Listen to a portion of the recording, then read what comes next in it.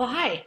I get to talk to you a little bit about the four C's, what they are, and why they're the foundation for our work.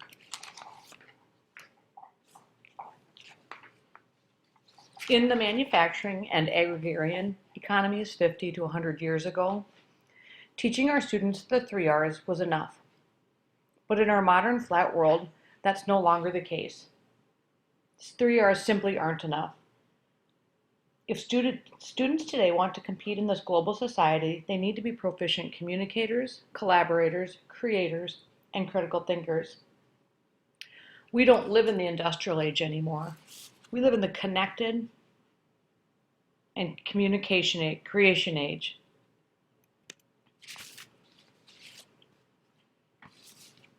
We know that life is more complex and complicated than it was 20 to 50 years ago. One example of this is that we are instantly connected. We live in a global society. We have access to information 24/7 from almost any mobile device. We live in a global society. This means that we live in a global economy. Another thing to consider, living in a global society, is that with instant connections, we're expected to give instant feedback, whereas in the past, we've had time to think about our answers. This is just one reason why our students need to be proficient communicators and critical thinkers. Another way that life is more complex and complicated than it was 20 to 50 years ago is in our workplace. There's a rapid decline in rote and routine job opportunities for students in America, and a rapid increase in jobs that require interactive communication skills. Our education systems should mirror the real world. Of course, we need to remember that we're not teaching our students specifically for the job that they'll have. We're teaching them to be effective communicators and collaborators so that they can be informed, responsible citizens.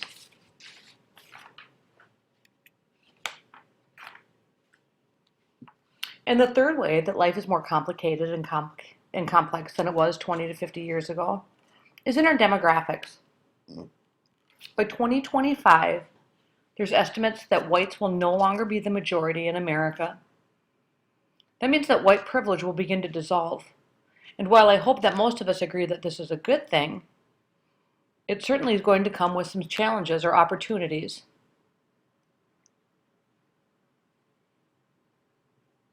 Another way that our demographics have changed is with their baby boomers. Our oldest boomers are either in retirement or are very, very close. There are estimates that 2/3 of our baby boomers are not ready financially for retirement. This will be felt throughout our economy.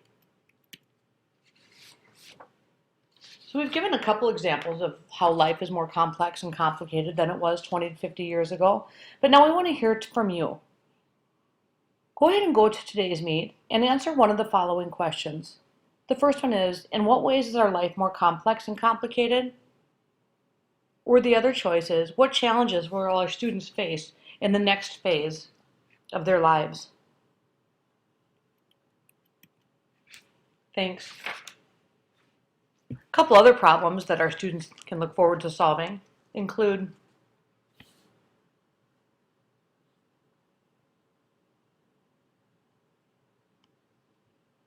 and these are just a couple of the reasons why we really need to excel in teaching our kids to be global problem solvers.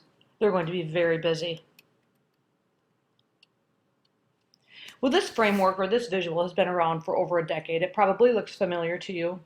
Back in 2002, the Partnership for 21st Century Learning created this framework so that teachers could more easily integrate academic core content with other skills. They identified 8 essential skills. We'll be concentrating on the learning and innovation skills at the top of this framework. Certainly all of the skills are important, but our focus or our frame of reference will be on communication, collaboration, creativity, and critical thinking.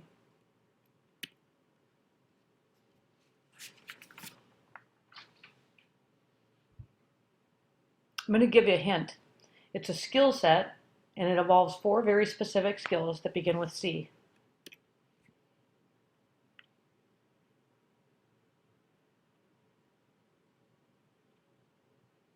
Students who are competent and confident with these 4 skills will be much better prepared to thrive in our global society. About a year ago, Dr. Tony Wagner published the book, Creating Innovators, The Making of Young People Who Will Change the World. Dr. Wagner is an expert in change and 21st century learning. This is a trailer of his book where we can hear a little bit about what he and some of his colleagues think about innovation and its importance. As you watch it,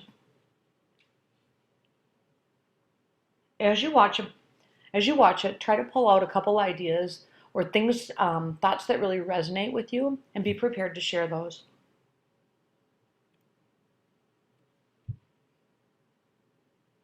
Go back to today's meet and respond to one of the following questions. What is one idea or statement that really resonated with you?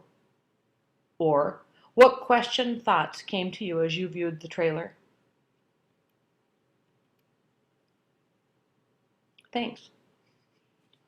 Well, now let's look at these 4 skills. Some of you are probably thinking, geez, those are not new skills. Those have been around since I was in school. Certainly they have, but they probably look a little bit different today than they did when we were in school. Critical thinking skills. One of the first things that I think of are the technologies that we use to make kind of the rote work a little bit easier.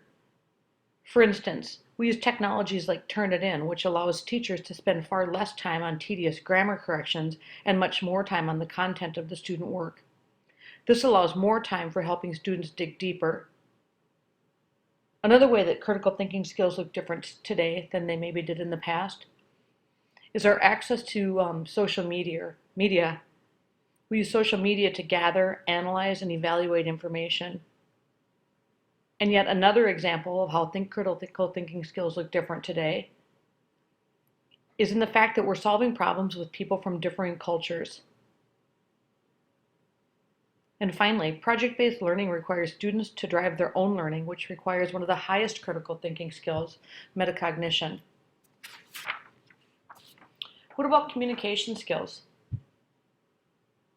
Well, certainly we're already on global work teams. These devices allow us to bring the world into our classrooms and connect our students to the world. We're communicating in various languages, but one of the biggest ways that I see communications different is our responsibility with our students for their digital footprint. Sometimes the word digital footprint comes with kind of a negative connotation, but if we look at it as being a potential tool for learning, for finding like-minded peers and building positive reputations through responsible digital conversations, it might propel us forward. Work on that. Here's one of my favorite quotes from Will Richardson. One of my worst fears as my children grow older is that they won't be Googled well. That when a certain someone, read admissions officer, employer, potential mate, enters Tess Richardson, that's his son or his daughter, into the search line of the browser, what comes up will be less than impressive. That a quick surf through the top hits will fail to astound with examples of her creativity, collaborative skills, and change the world work. Even worse, that no links about her will come up at all. I think that statement's pretty powerful. What about collaboration skills? Technologies today allow our students to experience authentic learning. There were a group of students who were following a Czech explorer who was visiting the polar ice caps. The students followed him, his daily adventures, including his diet, his geographical challenges, etc. They stayed connected throughout the adventure. At one stage, it became a little too authentic because the explorer began losing weight very quickly, and he had run out of food. The teachers didn't think he was going to make it, so they began using their own critical thinking skills to prepare the students for an unexpected outcome. Thankfully, the guy was airlifted out and survived, but this experience is just one example of real-life engagement in a classroom setting. More than ever, we need to work with diverse teams to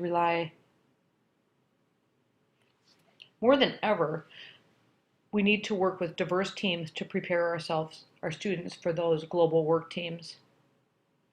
We need to rely on peer feedback for formative assessment in both schools and work.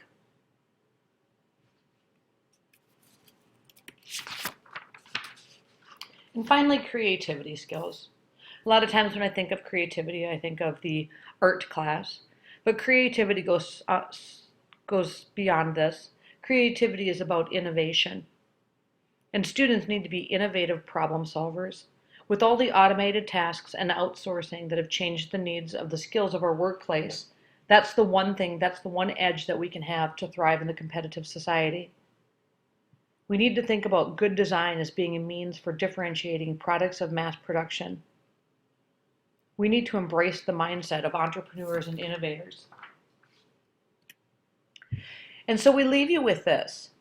How can you embrace the 4Cs in your work to better prepare our students for their future?